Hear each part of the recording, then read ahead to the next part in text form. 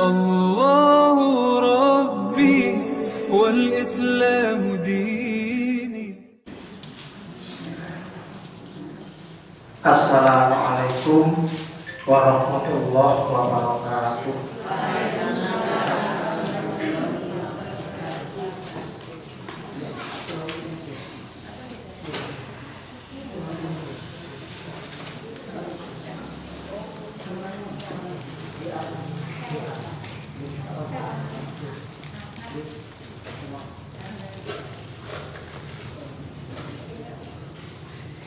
Innal hamdalillah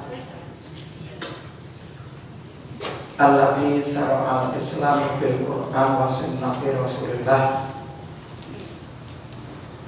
Asyhadu an la ilaha illallah wahdahu la syarika lah wa asyhadu anna Muhammadan abduhu wa rasuluh la nabiyya ba'dah. Allahumma sholli wa sallim wa barik ala Muhammad wa ala alihi wa ashabihi ajma'in. Amma ba'd. Qala Allah ta'ala fi kitabil karim, a'udzu billahi minasy syaithanir rajim. Alladzina yunfiquna fis-sarra'i wad-dharra'i wal kadhiminal ghaidz wal 'afina 'anil nas wallahu yuhibbul muhsinin. Ibu-ibu, para pimpinan Aisyah Ranting Kembangan Utara, cabang Pabean Cantikan yang saya hormati,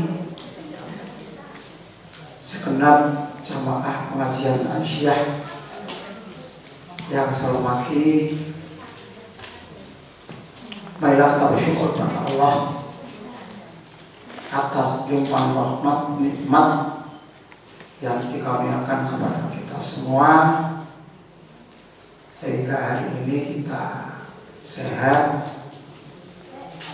kita bisa bersilaturahim kembali dengan saya. Saya kemarin dipel oleh Bu Arifah, ya siap, dan juga tidak ada kegiatan kosong. Mudah-mudahan pertemuan kita, silaturahim kita pada sore ini membawa manfaat yang besar bagi diri kita pribadi maupun dalam persyarikatan dalam hal ini adalah Aisyah Ranting Kembangan Utara. Salawat salam semoga Allah tetap melimpahkan kepada Nabi kita, panutan kita, idola kita, tiada lain adalah Nabi Muhammad Sallallahu alaihi wasallam. Allahumma sholli alaihi. Ibu sekalian yang berbahagia, setelah kita bersyukur kepada Allah, saya sampaikan ucapan terima kasih kepada ibu-ibu semuanya yang bisa hadir bersama-sama dalam kesempatan sore hari ini. Dan kajian yang akan saya sampaikan, karena kemarin ada yang tanya, saya tanya Bu Arifah, Bu, temanya apa? Terserah sampai aja Ustaz. Saya masih ingat, dan ini sangat penting terkait dengan hubungan sosial. Saya mengambil tema ada 3 golongan manusia yang mendapat peluang surga Allah. Dan 3 golongan ini semuanya hubungannya adalah hubungan sosial.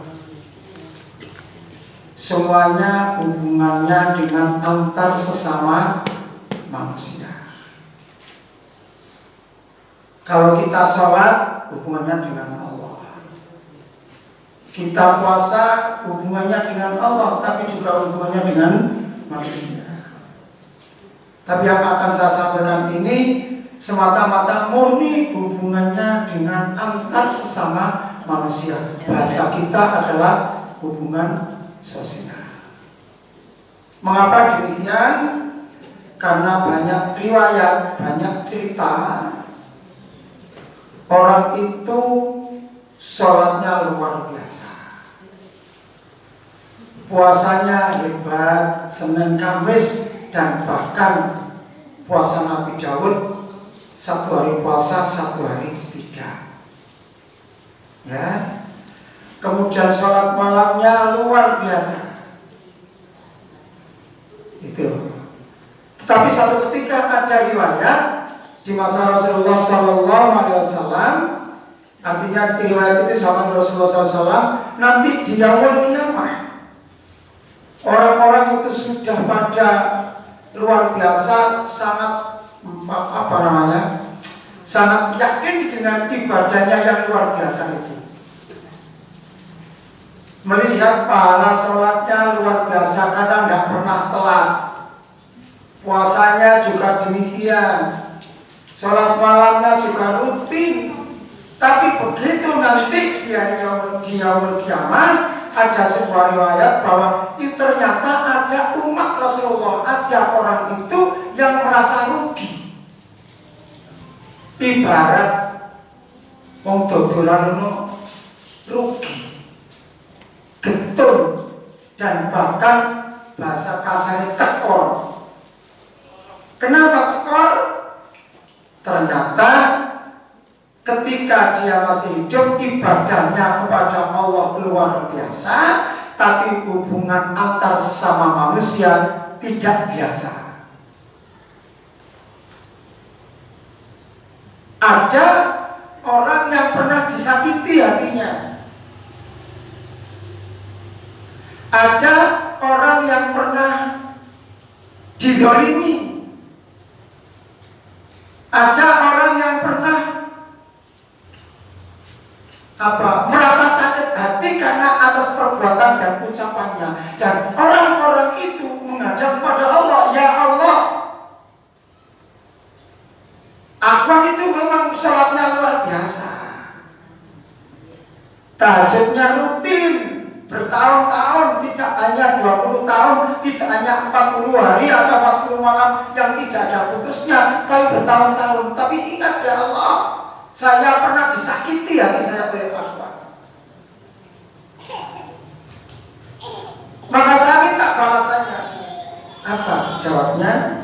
Dalam riwayat itu, maka kalau begitu pahala yang Afwan itu diambil diberikan kepada orang yang menuntut.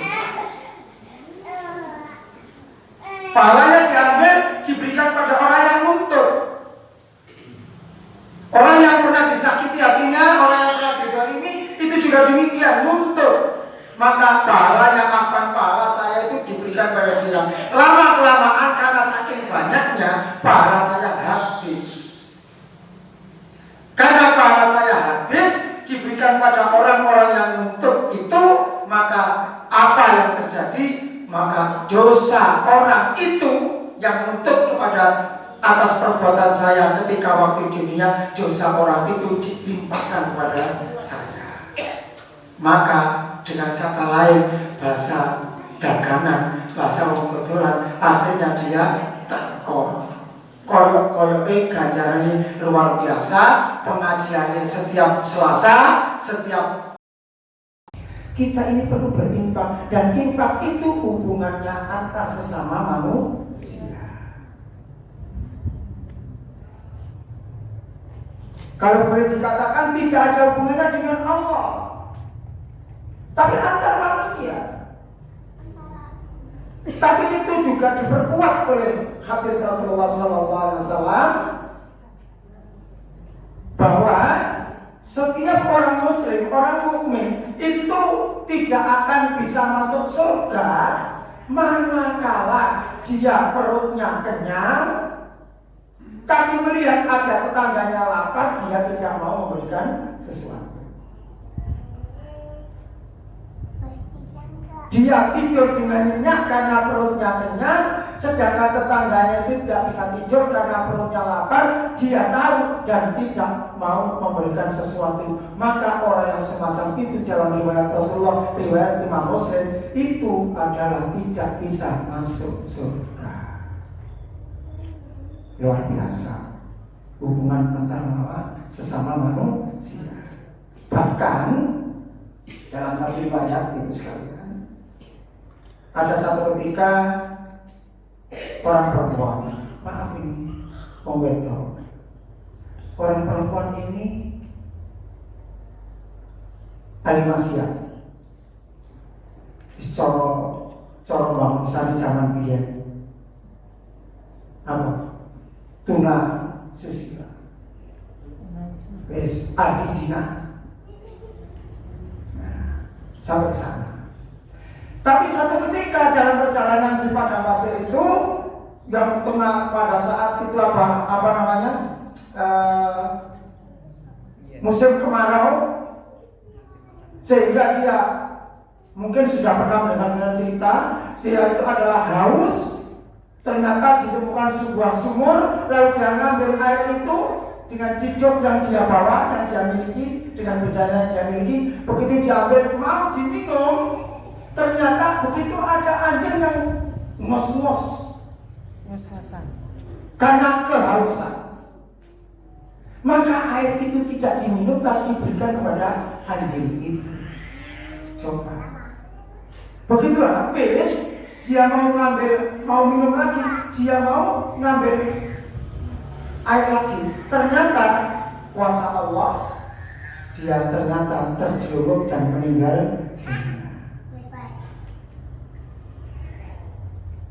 Itu ahli maksiat, ahli zina.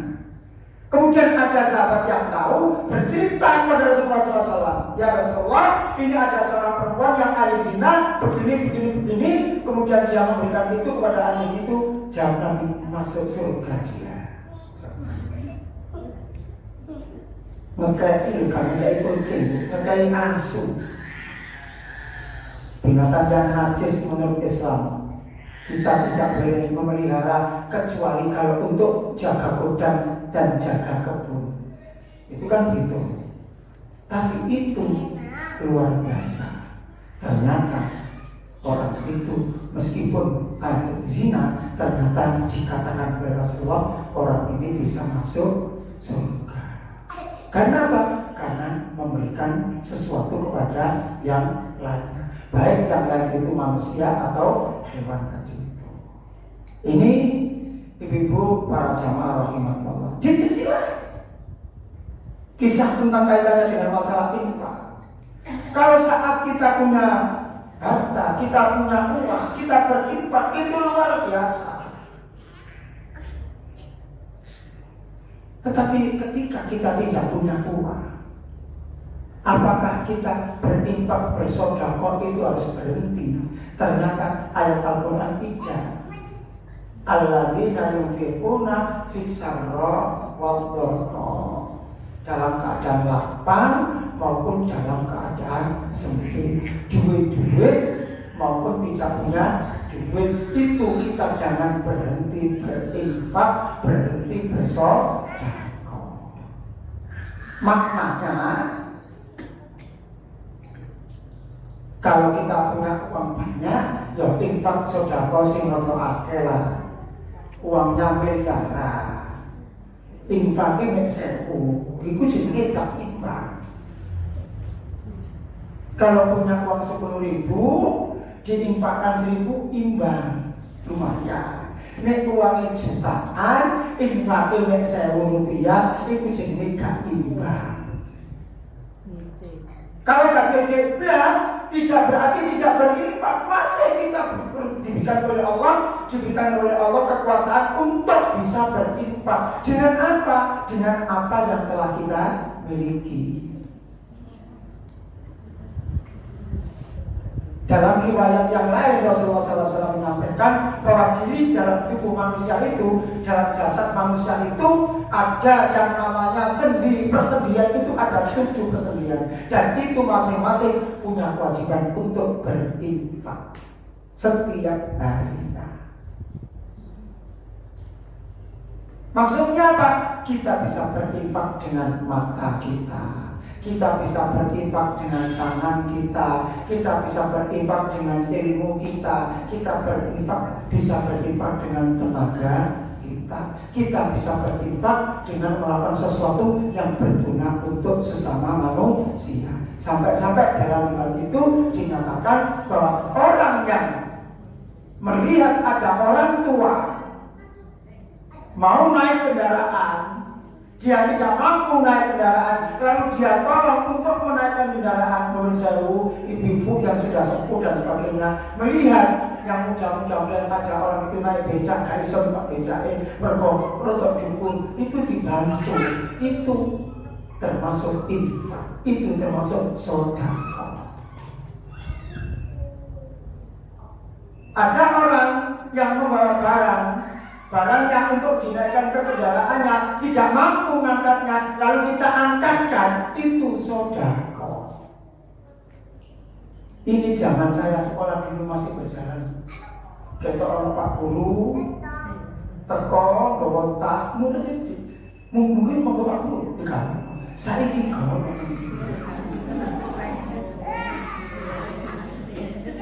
Saya gawa. Gitu ya. Dengan yang lain bisa. Ada orang katanya susah. Bu, assalamualaikum, waalaikumsalam. Bu, tidak susah. Susah ketok. Susah karena masalah, ada susah berkomunikasi ketok. Gitu ya. Susah bukan artinya tidak mampu karena tidak di masa. Itu kelihatan. Dengan susah orang itu kenyang perutnya, tapi wajahnya itu menampakkan wajah karena punya masalah dalam keluarga. Maka kita memberikan nasihat itu sedekah.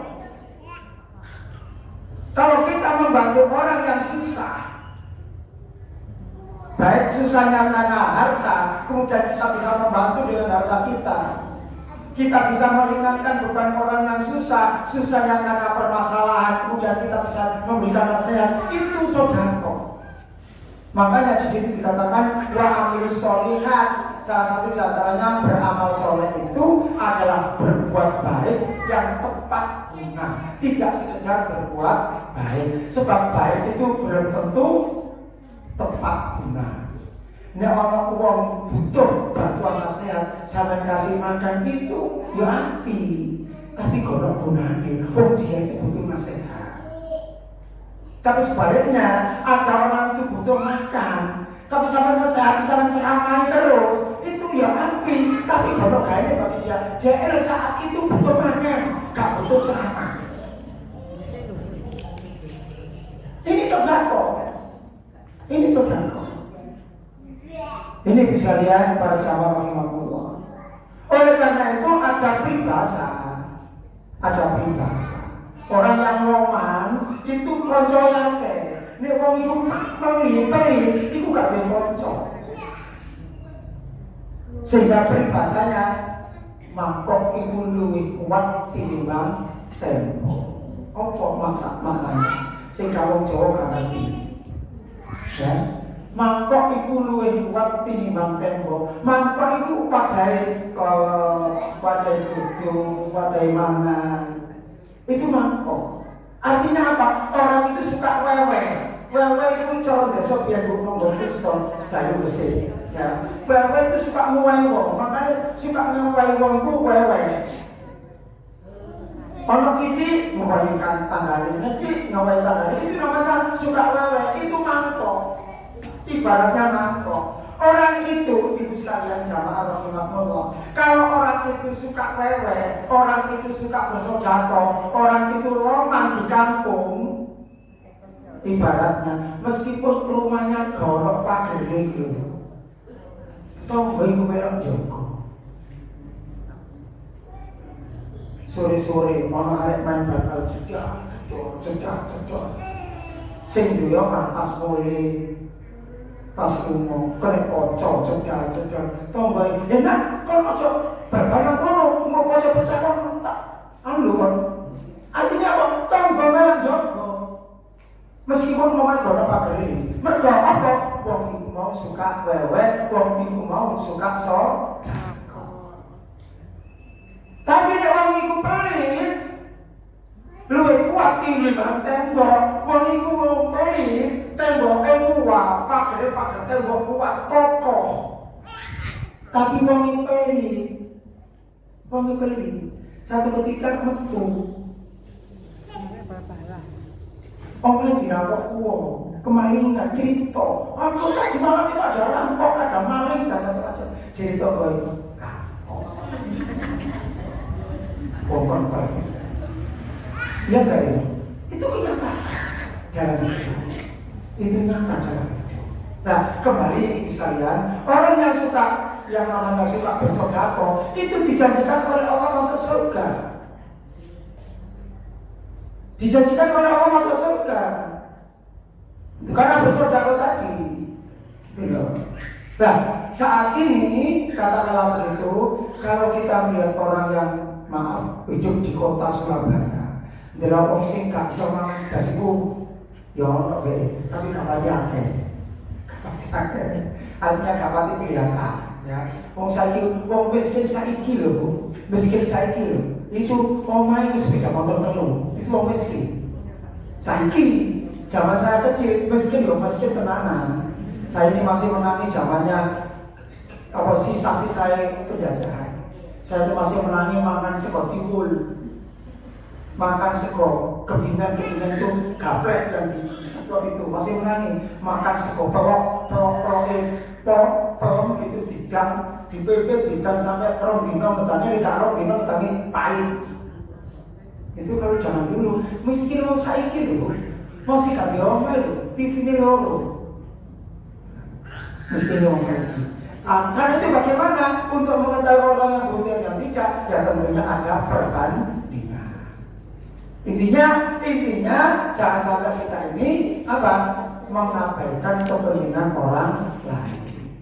Dan saat ini yang menjadi perlu kita tanggapi, perlu kita didik pada anak-anak kita. Sekarang ini kan pelayanan sosial, pelayanan umum itu kan banyak istilahnya ngantri. Sampai namanya mau bayar namanya kasirnya antri kan, antri. Ya. Kalau tadi saya contohkan orang yang membantu orang tua yang mau naik kendaraan nggak bisa, saya ndelok sing nom kan ada sing nom ngantri, ndelok orang tua ngantri. Delok ana wong mung sewu gawa anak, gendong anak ngantri. Terus sing mau, "Bu, monggo sampeyan duluin, Bu. Kalau tak pingin mau." Itu sedekah. Bukan main. Itu sedekah. Jadi memberikan kesempatan pada orang yang memerlukan bantuan seperti itu adalah sedekah. Dalam sebuah riwayat, di zaman Rasulullah SAW, Ali bin Abi Thalib itu ketika Rasulullah SAW itu sholat subuh berjamaah. Ali itu menantunya, tapi rumahnya agak jauh dari masjid Rasulullah SAW. Kemudian pada saat rakaat yang kedua, rukuk pada rakaat yang kedua itu butuh panjang sekali kamar mandi. Mungkin berasa ceritakan yang lain, ya, panjang sekali kamar mandi.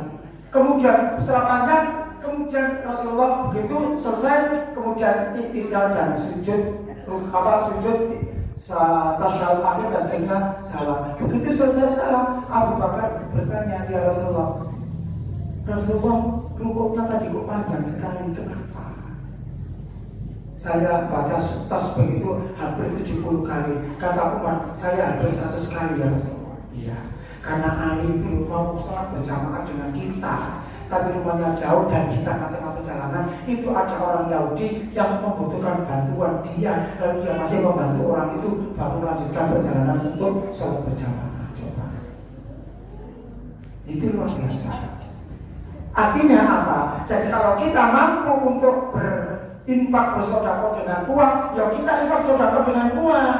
Kalau tidak mampu bersedekah dengan uang, dengan harta, ya dengan tenaga, dengan pikiran, dengan ilmu yang telah kita miliki. Kalau ada orang yang minta nasihat, dinasihati dengan sebaik-baiknya. Kalau hubungannya orang itu punya masalah, tapi dia orang itu punya masalah minta nasihat, sampai yang diminta nasihat harus bisa menjaga privasi, harus menjaga apa? Rahasianya. Jangan sampai aku ini loh dijari itu loh, ibu punya masalah keluarga ambil bujune tak nasihati. Sehingga kita kok, mas, bu, masalah apa bu? Wes kepo kabeh. Itu enggak cuma bisa malah terkorak gitu. Bisa malah terkorak. Ya. Ini kaitannya dengan infak, dengan sedekah. Makanya marilah kita berbanyak bersedekah, berinfak. Panjenengan mengeluarkan, panjenengan mengorbankan sebagian waktunya yang saat ini jam-jam sekian ini kan mestinya sibuk-sibuknya ibu itu godok banyu, godok beras, godok iwak, macam-macam. Tapi karena sudah tahu ini adalah waktunya pengajian, maka masaknya dipercepat. Disakuris dimasak supaya bisa potong pengajian. Atau sudah diatur, biasanya keluarga ini masaknya makannya nanti habis sholat isya, terus untuk pengajian masak. Itu namanya kita meluangkan waktu. Itu juga termasuk bersedekah. Makanya jangan berhenti bersedekah kapanpun dan dimanapun. Pertama itu. Yang kedua itu sekalian, wal kadhiminal ghaidh, golongan orang yang mampu mengendalikan amarahnya. Mampu mengendalikan amarah. Maknanya apa? Bahwa semua orang itu tidak ada orang itu tidak bisa marah. Semua orang itu mesti pernah marah. Tapi ketika marah, mampu mengendalikan amarahnya, mengendalikan emosinya. Kalau orang itu tidak mampu mengendalikan emosinya, maka tidak termasuk dalam golongan ini. Tapi kalau orang itu mampu mengendalikan emosinya, maka insya Allah orang ini tergolong orang yang dijanjikan oleh Allah masuk ke dalam surga Allah Subhanahu wa Ta'ala. Di mana itu? Ayat sebelumnya, ayat 133. Apa? Wasariku ila maghfiratin min rabbikum wa jannah, ila maghfiratin min rabbikum wa jannah al-samawati wal ardu lil muttaqin. Ini adalah penjelasan dalam hal ini orang yang bertakwa itu yang bagaimana yang dijanjikan oleh Allah surga yang luas itu, yaitu yang tadi saya sampaikan, orang yang bertakwa yang bisa berinfak kapanpun dimanapun. Dan yang kedua, orang yang mampu untuk mengendalikan amarahnya. Bu, non sewu, banyak yang kejadian. Kalau ada orang, maaf, sampai ada orang tua kemudian menganiaya anaknya, atau sebaliknya anak menganiaya orang tua, atau orang menganiaya orang lain, itu rata-rata karena apa? Saat itu sedang marah dan tidak mampu mengendalikan amarahnya. Kalau beberapa tahun yang lalu sebelum COVID-19 itu ada berita di daerah Korum sana, ya. Ada seorang anak mecok ibunya dikeprok pecok sampai meninggal dunia. Begitu ditangkap oleh polisi, diadili polisi, ditanya apa jawabannya. Yang masuk surat kabar, masuk media massa, karena ibunya ngomel terus keping keripakan. Aku gak tahan menahan amarah saya, akhirnya ibu dipecok.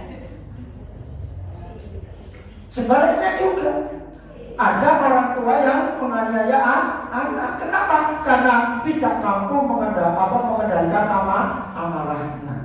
Makanya sesungguhnya orang yang marah itu menurut aturan Islam itu kalau jadi hakim tidak boleh menghakimi saat itu, tidak boleh menyidang seseorang pada saat dia marah. Kenapa? Karena nanti saat menentukan kebijakan, menentukan hukum itu mesti ada yang tidak benar. Itu marah. Ibu sekalian, para jamaah rahimahullah, demikian pula di masa Rasulullah Sallallahu Alaihi Wasallam. Di masa Rasulullah itu bapak ibu sekalian, para jamaah, itu ada suatu ketika Abu Bakar As-Siddiq itu berkunjung ke rumahnya Nabi Muhammad berkunjung ke rumahnya Abu Bakar. Ya, Abu Bakar itu siapa? Sahabat Rasulullah. Abu Bakar itu siapa? Mertuanya Nabi Muhammad. Orang tuanya Siti Aisyah. Berkunjung ke rumah mertua Nabi Muhammad. Ngomong kayak berbincang-bincang keluarga, bincang-bincang tentang urusan agama dan seterusnya. Tiba-tiba ada orang Arab Badui itu marah-marah pada Abu Bakar. Teka-teka langsung muri-muri menyadari Abu Bakar. Saat itu Abu Bakar diam saja. Gampang dikatakan kemudian ada lagi yang datang seperti itu sampai 3 kali itu. Nah, ketika yang ketiga kali itu melihat orang itu marahnya tambah nemen, oleh ngilokno tambah nemen, entek ngamet kurang golek. Kalau ngomongin garo, pembaca kan ngerti ini ngamet kurang golek. Ada orang lamongan mau bersih, entek ngamet kurang golek. Itu saking nemennya, maka Abu Bakar ternyata tidak mampu untuk mengendalikan amarahnya.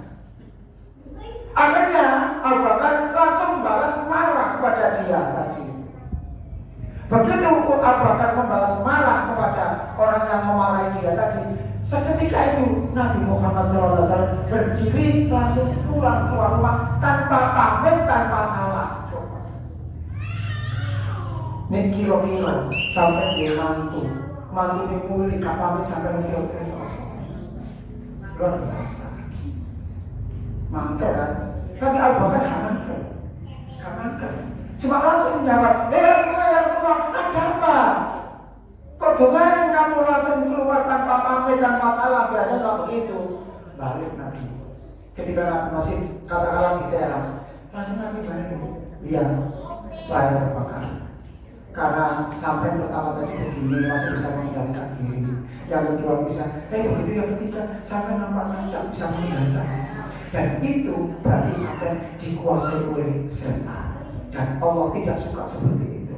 Makanya saya pamit tanpa saya pulang tanpa pamit. Saat itu Abu Bakar langsung baca istighfar dan berusaha untuk tidak melakukan seperti itu. Itu karena marah. Bu, nek ono bapake muri-muri iku biasanya kena didelok. Ini pengalaman Allah. Nek ono bapak marah-marah terus sik durung gelem lungguh, itu tandanya marahnya masih hebat. Tapi sebelum lungguh, marahnya itu sudah mulai kurang. Mangkal ngomong, mau marah berbu ngomong itu marah itu. Begitu pula mungkin ibu juga gitu. Maka ibu ya dalam penelitian ibu-ibu itu satu harinya per harinya itu sekitar 20.000 kata. Kalau bapak-bapak itu paling maksimal hanya 6.000 kata per hari. Makanya sih biasa ngomelan itu ibu biasa ngomong, tapi ibu bapak jaga enggak. Ini hanya penelitian para ahli penelitian. Nah, kembali kepada masalah marah. Karena itu untuk urusan marah, karena marah itu adalah dikendalikan oleh setan. Yang dalam hal ini setan itu dari jin itu dari api, kata Rasulullah SAW. Untuk mengendalikan, meredakan marah itu yang pertama lungguh. Kalau jujur ternyata masih marah, maka setan itu karena dari api, maka sirama dengan air, bukan sekedar haus tapi berwudulah. Berwudu sing marang sholat lah. Nek sholat sing marang berarti sholatnya gak khusyuk. Itu aja. Artinya apa? Kembali, orang yang mampu mengendalikan marah itu luar biasa. Luar biasa. Ya. Kalau orang kecil mau marah kepada orang yang lebih besar, orang pejabat, itu sih gampang. Tapi pejabat memarahi anak buah angin. Saya jual pejabat di nomor balik ke KTP 12. Ya, itu. Jadi mengendalikan marah itu hubungannya dengan sesama manusia. Tidak ada hubungannya dengan Allah Subhanahu wa Ta'ala. Karena itu kalau ada hubungan antar sama manusia, punya kesalahan, punya dosa, maka Allah tidak ikut campur tangan. Sebelum orang itu saling memberikan maaf satu sama lainnya. Baik sekalian, yang terakhir, wal afina 'anil nas. Orang yang saling mau, bukan saling, orang yang mau memaafkan sesama manusia. Bu, njaluk sepuro iku luwih enteng timbang nyepuro. Apalagi sing nyepuro mau merasa tidak bersalah. Nek wong njaluk sepuro, nek wong iku sebelum njaluk sepuro sak salah-salahe wong, nek gelem njaluk sepuro, iku tandane dia sudah mengakui kesalahannya. Kalau orang itu sudah mau minta maaf, tandanya dia ngakoni kesalahannya. Itu sudah luar biasa. Tapi akan lebih luar biasa lagi kalau orang itu tidak bersalah, lalu dimintai maaf oleh orang lain, dia memaafkan, itu luar biasa. Lebih luar biasa lagi kalau orang itu salah, tidak minta maaf, tapi kita yang sudah memaafkan, itu tambah luar biasa. Nyepuro uang itu gak gampang, aneh. Apalagi kalau budaya Jawa itu sing tua itu dihormati. Memang itu dalam Islam juga iya. Tapi dalam hal masalah sepuro-nyepuro, ini orang Jawa biasanya wong sing salah kuno kok, ya kuno sing kudu jare sepuro. Wong sing nom kuno kok, ya sing nom sing jare sepuro sing tuwa. Kalau hubungan dengan masalah kesalahan, dengan masalah dosa, itu semestinya tidak seperti itu. Dan orang memaafkan orang itu, maaf sekali lagi Bu, itu luar biasa, bukan main. Itulah makanya Allah Subhanahu wa Ta'ala menjadikan golongan orang ini akan dimasukkan dalam surga Allah, surga yang luasnya luar biasa, yang luasnya seluas langit dan bumi, dan itu mungkin dan muttaqin, dijanjikan oleh Allah kepada orang-orang yang bertakwa kepada Allah Subhanahu wa Ta'ala. Bu, jangan sampai ada kesan. Wong iku lho, nek pengajian ngaji, sholat yo haji, jamaah haji. Tapi wong lho, atau ngomong. Ada. Ambil uang gak tau yang belas. Ini tidak uang itu tok. Nah, supaya kita bisa dan mampu melihat orang itu baik, tidak hanya jeleknya saja, maka kalau ada orang itu punya salah kepada kita, ojo didelok salahe, tapi deloken api. Tapi kalau kita melihat diri kita, ojo delok api kita sendiri, tapi pilih ngono elek kita, pilih ngono dosa kita, kesalahan kita. Kalau kita selalu ingat akan kesalahan kita, mesti kita akan ada keinginan untuk perbaikan di masa yang akan datang. Tapi yang jelas apa yang nabi toh, jelas wong elek toh, sampai kapanpun tidak akan pernah melihat orang itu baik, sebab orang itu mesti punya salah. Gak ada dideleki lho, mesti mesti ono eleki. Ojo mana dideleki. Makanya ojo dideleki kesalahane orang, tapi tidak ono keapiane wong. Saelek-eleke wong mesti ono apike. Api-api wong mesti ono salahe ono. Kita ini sama, cuma yang mana manusia dihubungkan dengan iman. Ono wong sing salahe akeh, apike titik, ono sing wong iku apike akeh, salahe titik ya wajar gitu. Karena itu hubungannya dengan tingkat keimanan kita masing-masing. Nah, bagaimana kita yang sudah terbiasa mengajar pengajian, bagaimana supaya kita ini memperkecil kesalahan itu. Sampai kadang-kadang saya itu gini, ketika saya waktu disuruh di kampung, disuruh kasih pencerahan saat 17 Agustus itu, saya sampaikan. Sekarang ini kalau di sekolah-sekolah yang sudah dikenal dengan istilah, yang sekolah-sekolah TK, SD, SMP yang dikenal dengan istilah 4S, senyum, salam, saling, sapa. Mestinya 4S itu tidak hanya di sekolah, di kampung pun kita perlu 4S. Sehingga kalau ketemu sampai pulang tengah pengajian, kita orang kenal wong Bu ngomong Bu, assalamualaikum. Oh nggih Bu, dengan pengajian kan nggih. Wis lho teko pengajian mesti takoki, Bu, sampean badhe pengajian ta? Ojo dijawab usul bawa tas Quran kok sik takoki pengajian. Itu nyapa. Dewa anak bawa tas, bawa buku, toko sekolah. Nah, saya teko sekolah mana? Oh nggih Bu, itu nyopo. Nah, nyopo itu luar biasa Bu. Nyopo orang itu luar biasa. Ya, sampai jadi wong sugih. Sik gelem nyopo wong miskin, masya Allah Bu. Wong sing miskin rasanya dihormati betul.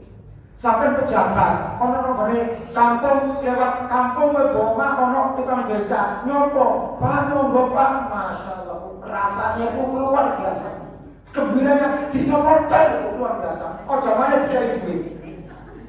Betul Bu. Karena ini ada kisah Bu. Ada kisah kaitannya dengan nyopo ini. Ya, kisah nyata. Ini sekitar kalau pandemi itu 3 tahun ya, kata orang itu sekitar 4 tahun yang lalu kejadian terjadi betul, kisah nyata. Ini Bu, ada seorang perempuan bekerja di sebuah pabrik. Ya, bekerja di sebuah pabrik dan orang ini jabatannya adalah selalu memeriksa barang-barang yang disimpan dalam pabrik untuk pengawetan itu. Artinya apa? Pabrik ini sebuah pabrik yang produk makanan. Nah, karena belum dikirim, maka makanan itu dimasukkan dalam sebuah ruangan yang penuh dengan AC, pendingin Bu. Setelah pendingin, ternyata itu sudah sekitar jam 10 malam. Ternyata orang ini masih senoto Bu. Pegawai ini masih noto suara api di ruang pendingin itu. Ternyata ada satpam, ada tukang kuncinya itu, ya bukan satu dia, satu yang lain. Ternyata nggak tahu bahwa di jalan itu ada pegawai. Dikunci itu ada orang. Sampai jam 3 itu kaku. Ini kisah nyata. Sampai jam 3 itu kaku orang ini. Terus ada seorang satpam yang menjaga itu, dia mikir, saya kok kayak ya, apa ya? Dia mikir. Akhirnya dia kontrol ruangan. Begitu kontrol ruangan, di ruang yang menyimpan barang produk yang disimpan tadi itu, ternyata begitu dibuka, ternyata di situ ada pegawai yang sudah kaku di sebelah pintu itu. Maka dia tolong dan penganak, setelah penganak dia baru mulai sadar. Kemudian si pegawai ini mengatakan, Pak Satpam terima kasih ya. Apa jawab Satpam? Jangan terima kasih pada saya, terima kasih kepada Allah. Dan itu karena sampai saya terus terang berat. Kenapa? Sampai ini biasanya teko mesti nyompo pasar monggo. Nek mulai mesti nyompo pasar monggo. Nah, sore tadi itu loh, saya enggak melihat sama itu nyompo salah. Akhirnya saya curiga. Karena biasanya nyompo kok gak nyompo, akhirnya dia curiga. Karena kecurigaan itu akhirnya dia kontrol ruangan lagi dan menemukan pegawai yang sudah kaku tadi itu hanya gara-gara nyompo bisa menyelamatkan nyawa manusia. Itu luar biasa. Saya ini di kampung, maaf kan itu aja mama saya sampaikan aja. Saya ini di kampung sudah dikenal orang Muhammadiyah sejak dulu. Dorong dari mana Pak nang jalan Sayu, tak kok Pak Pan sapa? Pak Pan Muhammadiyah. Oh, gangguan nomor 15 mesti lho. Mergosane kenal aku Muhammadiyah. Tapi ketika ada bacaan orang mati, maaf, ada selamatan ini saya tidak pernah datang. Dan pada umumnya masyarakat ini tidak Muhammadiyah mesti komentar apa? Oh, pasti Muhammadiyah itu kadang kumpul. Padahal umat tidak ada kumpul. Padahal saya juga nggak kumpul, tapi tidak ada cerita seperti itu. Kenapa? Karena saya suka kumpul. Kumpul apa? Kumpul orang kumpulan kamu dan orang kumpulan ya urut, bahkan mungkin lebih sedikit daripada orang banyak. Orang apa mesti melo. Sehingga tidak ada kesan saya tidak mau kumpul. Tidak ada kesan saya tidak mau kumpul. Ya tadi kembali pada infak tadi. Ya, infak, kalau ini segera infak, mesti insya Allah diambil BU depan rumah saya. Saya waktu awal-awal nikah tahun 90-an, itu ada orang depan rumah saya persis tuh meninggal dunia. Kemudian dia mengatakan, Pak, nanti kalau saya begitu selesai dimakamkan, kalau saya mungkin sampai pimpin ngaji ini, istilah ngaji ini. Namun tinggi kulo bukan sakit. Dan itu 3 hari sampai 7 hari. Begitu setelah 3 hari sampai 7 hari, saya sudah mengatakan, saya ada tuh. Menurut saya mungkin kulo badai antidaan, kulo badai antar penulis. Oh gini aku. Dan sampai saat itu, sampai sekarang juga tidak ada yang merasa saya pakai mau dia seminggu. Terus pokoknya ya pokoknya bagian saya perkara di belakang saya merasani Allah. Tapi tidak ada orang cerita bahwa Pak Pan dirasani tidak ada cerita itu. Berarti kan baik. Artinya apa? Hal yang semacam itu bisa kita cari jalan solusinya dengan banyak infak, jangan banyak bergaul, sampai sering ngomong, itu insya Allah diri kita tergolong orang yang termasuk mau berkumpul, bercampur dengan masyarakat. Itu luar biasa. Saya sampai tapi sudah lama, sekitar 10 tahun yang lalu ada depan saya, ini rumah saya, ini yang mati tadi, ini sini. Ini saya kusir Pak ini kusir kasar. Tak tanya, karena saya tidak pernah melihat orang itu Bapak atau Musa. Terus aku tetap selatan. Tak kakorian, Mas ngapunten gitu. Ustaz, saya mandikan, saya ngamani, selesai. Mau nyolati, saya tanya, Mas, maaf ya, Bapak sampai ini tahu sholat di masjid, tahu sholat, tahu sholat jas Muhammadiyah, di masjid kan itu, selesai. Pak, boten Pak. Besok nama Pak, boten Pak. Yang pulis, Mas ngapunten nggih. Keyakinan saya, mergo Bapak saya gak sholat, maka saya tidak mau menanti Bapak saya. Luar biasa. Kau masih wanita. Tapi mungkin aku kuburan tetap kulontarkan sampai selesai. Dan itu tidak hanya itu Bu. Ya, waktu saat itu belum ada sinoman loh. Tak kayak duit itu lalu barang gitu loh. Jadi kawan itu. Saya sampai ke anak cucunya juga. Sampai sekarang dengan saya juga. Tapi Mas, nek sampai nyeluk uang, ngomong oleh Bapak sampai nunggu tak teni, tak tunggu. Cuma saya kalau nyolati Bapak sampai saya tidak mau keyakinan saya. Keyakinan di Muhammadiyah itu saya tidak mau dia. Di Tarjah itu orang yang tidak sholat itu jangan sholat. Nah, itu aja. Sehingga saya tidak ikut mengulangi dia. Itu. Akhirnya ya itu yang berjalan sampai selesai juga baik. Itu saya itu kan dakwahnya untuk khusus ya. Tapi ya setengah-tengah aja. Ini kamu lu gak ngerti. Sampai saya ini anak ibu ini sholat kabeh. Sampai anak ibu ini sholat kabeh. Itu pun ya. Matur suwun. Ngapunten ceritanya ngelamar rumah kemarin ya. Mudah-mudahan ada manfaatnya bagi kita semua dan mudah-mudahan Allah memberikan hidayah taufik kepada kita diberikan oleh Allah sehat, umur panjang dan barokah. Kita ambil dengan baca kafatul majlis subhanallah wa bihamdihi wa bihamdika asyhadu an la ilaha illa anta astaghfiruka wa atubu ilaik. Terima kasih. Nasrullah wa fathul qarib. Assalamualaikum warahmatullahi wabarakatuh.